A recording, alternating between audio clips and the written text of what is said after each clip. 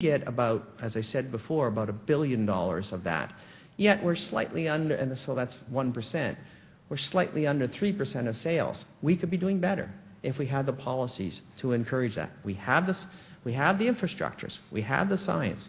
But you look at some of the other jurisdictions, for instance, in Beijing and Shanghai, there are tax credits for new companies, there's excellent research capabilities, and there's lower costs. How do we compete with that is the question. Our American neighbors, notwithstanding the economic downturn, have built clusters in which they are the cornerstone of research in their municipalities and in their country. And as you look at, once you create the clusters and you get the head offices, New York, Philadelphia, that becomes the cornerstone of even greater growth.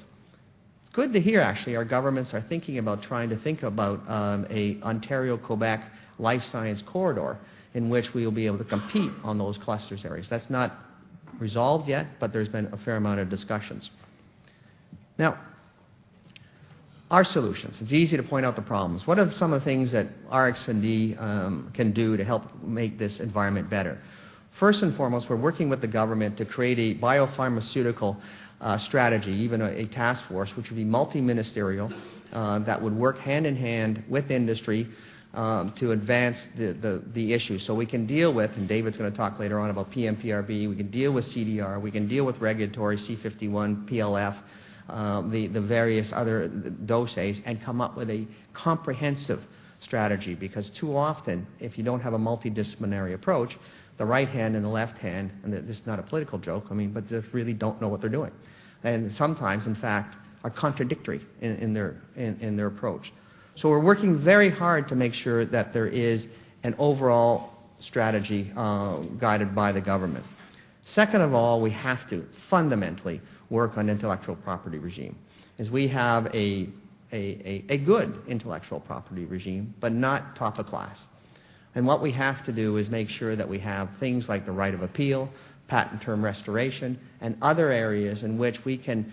So when David goes to head offices and tries to get those global mandates, he's got the tools to win the arguments against his colleagues. I mean, it's as simple as that. The competition is within the companies. So we are really trying to work on those kinds of issues. I think Canada is beginning to understand that, but we also have to make sure that we take the necessary actions. What's a little concerning still is the sense of urgency I don't think is felt yet. And that, I think, people are taking the industry a little bit for granted. There's a huge possibility right now to make movement, but if we don't seize it right now, I think we'll miss the boat. There are obviously works to do on biologics in the next little bit, subsequent entry. There's regulations coming out very soon. PMPRB, CDR, I could go on for all of your workshop time on those issues, which I won't. But we have to make sure that those health policies don't inhibit economic development. Without getting into the specifics of this slide, because it's really hard to track access in our country. So I'm not going to say these are absolutely perfect figures, but it shows the trend that more or less 1 out of 5 innovative medicines and vaccines are available to Canadian populations. And whether it's 1 in 6 or 1 in 4, I'm not going to debate today, but there's a serious problem and an inconsistency in our government. On one hand, we talk about encouraging research and encouraging innovation. Yet on the other hand, we have a policy that, in fact, quite deliberately creates a barrier to introducing that innovation into therapy. It's a fundamental issue that we have to deal with. And there is right now a philosophy, in a sense, a mentality of asking the question, setting up the question in which the drug shouldn't be approved. And we have to argue to get involved, to get it approved. It should be the other way around, like NICE does in the UK. How do you, in fact, make sure you make sure that the innovation is included? I see I'm being flashed here. Sorry. I'll be very quick. Patent cliff, I've already told you about. Serious opportunity of moving forward. This slide actually just tells you that research is shared by all, and we have to have a comprehensive partnership approach, academia, business community, government researchers, and ourselves. And so I'm getting pushed by Joe, so I'll jump through a little bit. Knowledge is what we want to do is that Canada sets up a knowledge-based economy as an overall strategy.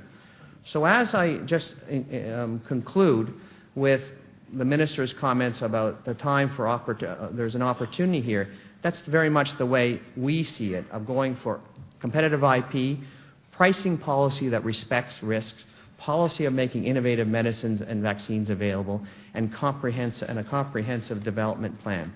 What I would say is that we are at this point reaching a very, very crucial time, in fact a defining period in our industry. We can go south, literally, or we can seize this opportunity. And I actually do believe that our work is going to help the government seize this opportunity. Thank you, and my apologies, Joe, for going too long.